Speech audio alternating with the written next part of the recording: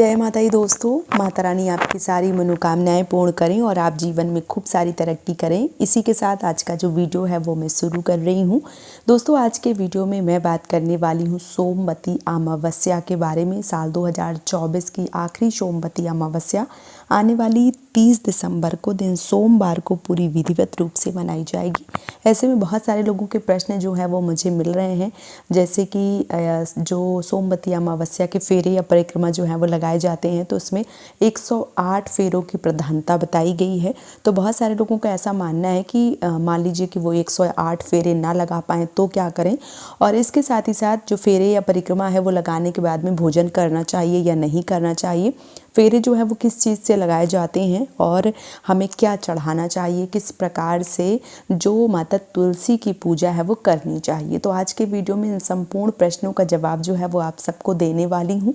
तो चलिए शुरू कर लेते हैं आज का वीडियो और जान लेते हैं इन संपूर्ण प्रश्नों का जवाब। सबसे पहले अगर बात करूँ 108 फेरे की, तो देखिए सोमवती अमावस्या में 108 फेरे की प्रधानता बताई गई है।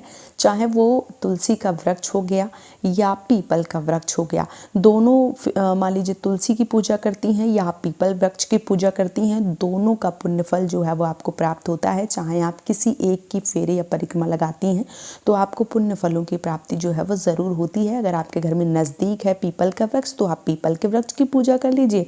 अगर आपके घर के आसपास नहीं है तो फिर आप माता तुलसी की विधिवत रूप से पूजा अर्चना कर लीजिए। रह गई 108 फेरों की, तो अगर आप लगा सकते हैं तो बिल्कुल लगाएं, और अगर आप नहीं लगा सकते हैं तो फिर जितनी भी आपके शरीर का सामर्थ्य है उस प्रकार से आपको फेरे या परिक्रमा जो है वो लगाना चाहिए। चाहे आप 5, 11, 21, 51 इस प्रकार से भी फेरे या परिक्रमा जो है वो लगा सकते हैं, या आप चाहें तो 108 का आधा, उसका आधा भी परिक्रमा जो है वो लगा सकती हैं। जिस भी प्रकार से आपका शरीर सामर्थ्य के अनुसार है उस प्रकार से आपको फेरे या परिक्रमा जो है वो लगाना चाहिए। ज़रूरी नहीं है कि आपको 108 ही फेरा लगाना पड़े। तो ये आपका जो प्रश्न है वो क्लियर हो गया। दूसरा जो प्रश्न है वो ये है कि भोजन करें या नहीं, यानी कि फेरा परिक्रमा लगाने के बाद में भोजन करना चाहिए या व्रत करना चाहिए। तो देखिए अमावस्या का अगर आप व्रत करते हैं और आप करना चाहते हैं या आप शुरू से करती चली आ रही हैं अमावस्या का व्रत, तो आपको व्रत जरूर करना चाहिए।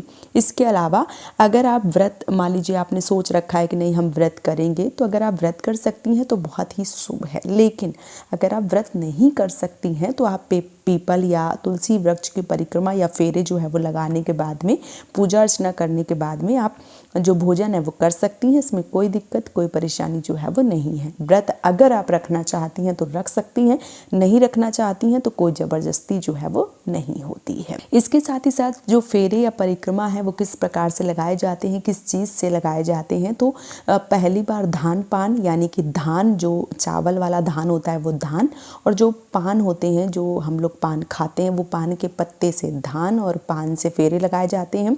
और उद्यापन के समय नमक की ढेली से जो फेरे हैं वो लगाए जाते हैं। इसके अलावा जब आप फेरी या परिक्रमा लगाते हैं तो आप सुहाग की किसी भी चीज़ों से, आप फल से, आप पैसों से या आप किसी भी चीज़ से फेरी जो है वो लगा सकते हैं। जैसे कि जो फेरे हैं वो जोड़ी के हिसाब से लगाए जाते हैं। जैसे मान लीजिए कि आपने एक जो है वो कोई भी फल ले लिया, कुछ भी मान लीजिए कि आपने एक मान लीजिए सेब ले लिया, दूसरा जो है वो आप कोई भी ड्राई फ्रूट्स ले लीजिए, या जैसे आप लगा रहे हैं तो गुड़ और चने से फेरी लगा सकते हैं। सिंगार की चीज़ों से लगा सकते हैं, जैसे मान लीजिए सिंदूर की छोटी छोटी पुड़िया जो है वो आपने बना ली और उसी के ऊपर एक एक बिंदी जो है वो चिपका दी, उससे भी आप फेरी जो है वो लगा सकते हैं। आप चाहें तो बिंदी का पूरा पैकेट और जो सिंदूर का पैकेट है, यानी कि दो दो चीज़ों से जोड़ी के रूप में परिक्रमा या फेरी जो है वो लगाई जाती है। कभी भी एक चीज़ से फेरी या परिक्रमा ना लगाएं। आप चाहें तो टॉफ़ी या सिक्के से भी लगा सकती हैं। कई बार घरों में देने की जो है वो बहुत सारी बहनों को ऐसी दिक्कतें आती हैं कि वो किसी के घर में सुहाग की चीज़ें या नहीं बाहर फ्लैटों वगैरह में रहती हैं, तो आप टॉफ़ी से सिक्के से लगाती हैं तो किसी भी बच्चों को कहीं भी दान कर सकती हैं। आसानी से जो चीज़ें हैं वो दी जा सकती हैं। तो आप अपनी सुविधा के अनुसार देख लीजिए कि जिस भी चीज़ से आप लगाना चाहती हैं आप लगा सकती हैं, और कोशिश करिए कि दो चीज़ों से ही लगाएं तो ये ज़्यादा शुभ है। और अलग अलग चीज़ों से लगाती हैं तो और ज़्यादा शुभ है। कभी आपने फल से लगा लिया लिया तो कभी ड्राई फ्रूट से लगा लिया, कभी आपने सुहाग की चीज़ों से लगा लिया। तो इस प्रकार से आप जो फेरी या परिक्रमा है वो लगा सकती हैं। ये बहुत ज़्यादा शुभता का प्रतीक बताया गया है। इसके साथ ही साथ जब आप फेरी या परिक्रमा लगाती हैं तो पूरी विधिवत रूप से पूजा अर्चना करें और सुहाग की चीज़ें जो हैं वो ज़रूर चढ़ाएं।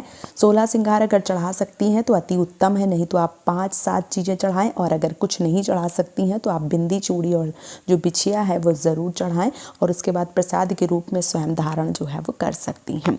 तो आने वाली 30 तारीख को दिन सोमवार को साल 2024 की आखिरी सोमवती अमावस्या में आप इन चीज़ों से फेरी या परिक्रमा लगा सकती हैं। इस प्रकार से सारी चीज़ें जो है वो कर सकती हैं। तो उम्मीद करती हूँ ये वीडियो आप सबको पसंद आया होगा।